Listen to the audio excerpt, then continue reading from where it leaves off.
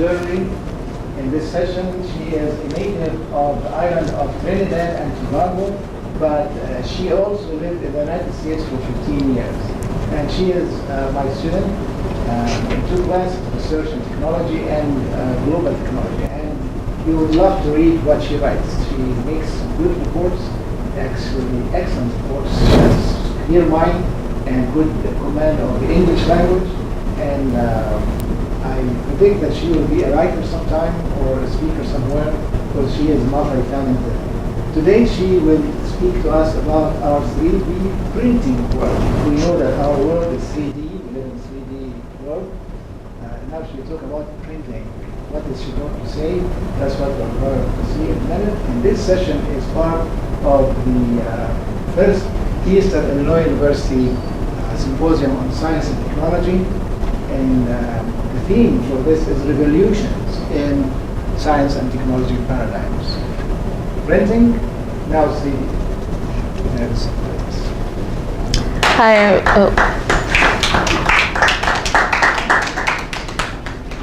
Hi, everyone. So today I'm going to be talking to you about 3D printing, as Dr. Wabi said.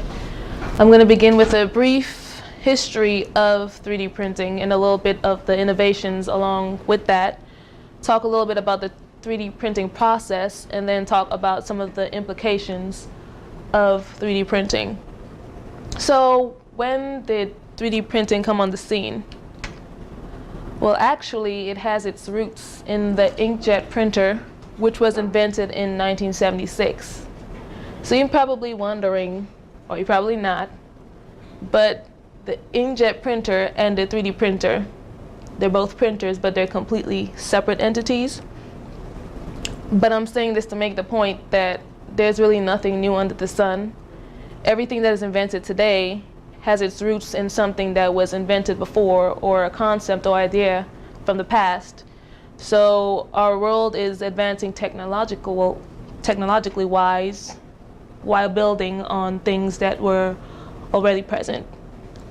So in 1984, advances in the inkjet concept allowed for printing with materials other than ink. And then also in that year, Charles Hull, who is the co-founder of 3D Systems, invented stereolithography, which is a technique used to solidify ultraviolet sensitive polymer material using lasers. And you can use it to create a 3D model from a picture, and it allowed users to test a design before going into the manufacturing phase. And in 1999, the 3D printing allowed new advances in medicine. The first lab-grown organ implant was done in 1999 by Wake Forest Institute for Regenerative Medicine. What it was a urinary bladder augmentation that used 3D synthetic scaffold coated with a recipient's own cells. So there was little or no risk for rejection since it was made with the recipient's own cells.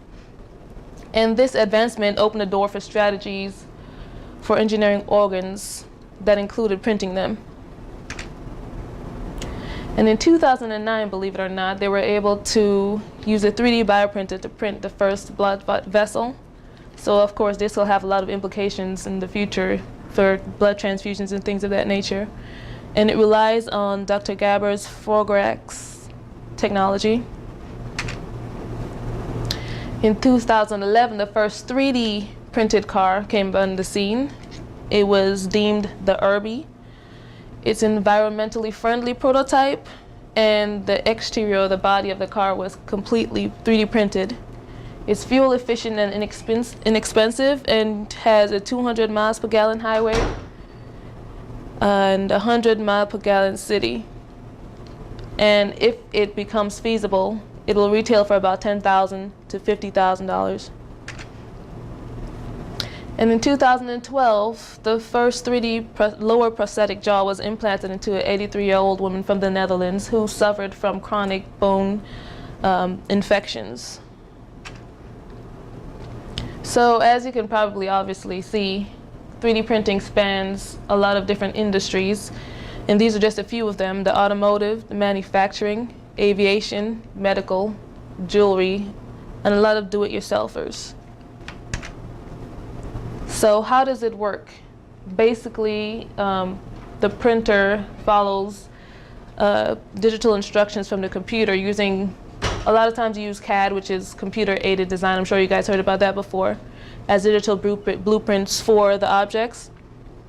And it uses materials such as plastics, ceramics, metals.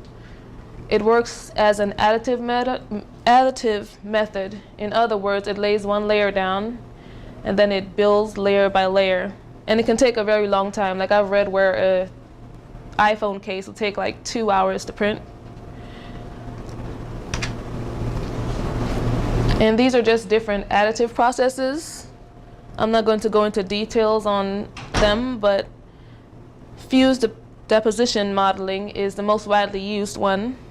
It uses thermoplastic filament, which is heated to a melting point, and then it's extruded layer by layer to create a 3D object.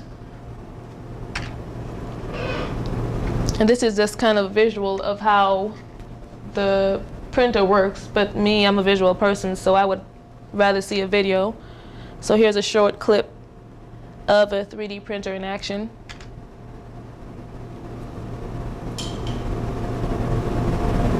I'm guessing the volume doesn't work.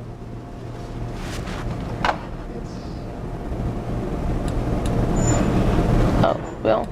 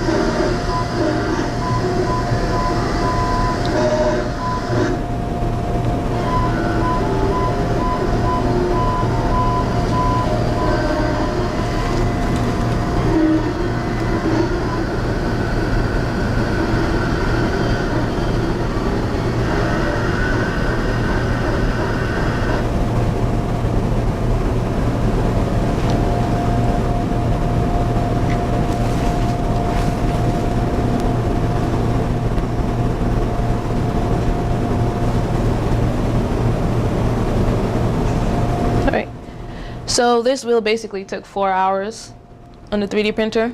So as you can see, it's a time-consuming method of producing objects.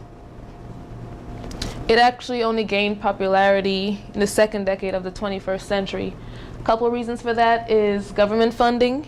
President Obama's administration awarded $30 million to create a National Additive Manufacturing Innovative Institute, which is basically the umbrella that oversees universities and other researchers that studies 3D printing, and also commercial startups that are offering low-priced 3D printers and 3D services.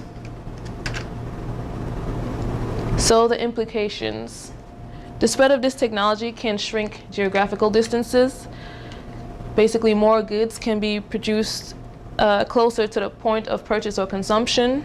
And there are already online marketplaces where people can upload their designs and blueprints and sell designs for the objects around the world. So the sellers can arrange a product to be printed at the closest 3D printing facility. This saves money for import taxes and also shipping prices. And also they have household level production. Goods once produced by centralized plants can be produced locally. You know that goods produced in centralized plants has economies of scales because they have a high setup cost, but then they can produce a lot of products at one time. And with 3D printing, you see it takes a long time just to produce one thing, but the cost is offset by eliminating shipping and buffer inventories, so people can print on an as-needed basis, and you can print more specialized things, more complex things. and assembly plans can eliminate supply chain management. Like I said before, goods will be more customizable because now all you have to do is tweak the instructions in the software to make whatever changes you need to make. And as 3D printing takes hold, it seems that can make China workshop lose its force, and the great transfer of wealth of jobs to East may seem as decisive tipping point, but 3D printing may lead the world in another direction. It does have the potential to disrupt the economy if it gets popular enough. And there are more individual innovators. Like as a quick example, there's this guy named Ivan Stench who is in New Zealand, and he is building a 3D car from complete 3D printing. And he has never ever used 3D printing before, but as you can see from this car that it looks like he has been printing for a while, but a lot of people are going to start doing things for themselves. And I think what will be more popular are the things that the people create versus the printers itself. This is one piece? He prints them piece by piece and put it together. So, and there's also a Dutch company that is undertaking the initiative of printing a full-size house. The product will be formed by laying propylene, and they're building the house one room at a time. And they actually already built a 3D constructed pavilion in Amsterdam, a center to educate the community about this type of design, and you can see it here. So, what does the future hold for 3D printing? It all depends on if a lot of people start using it. Like for now, I see a lot of people who are hobbyists doing it, but not normal people are not going to invest in a 3D printer.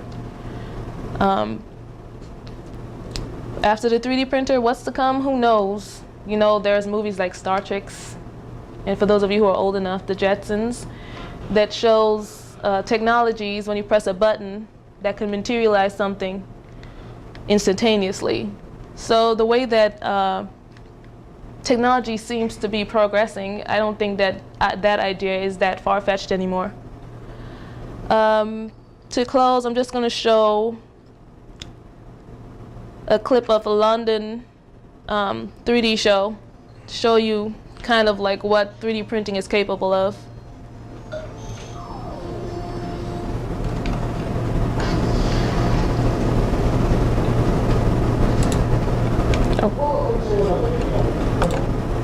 No.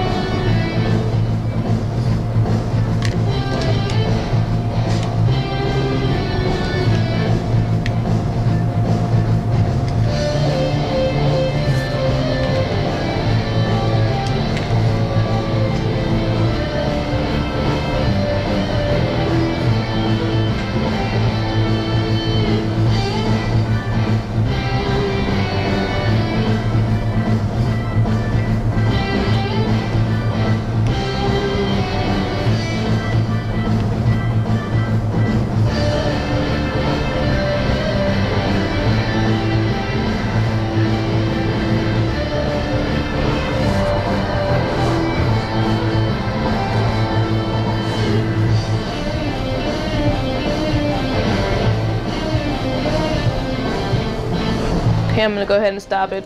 But as you can see, there's a lot of applications for 3D printing.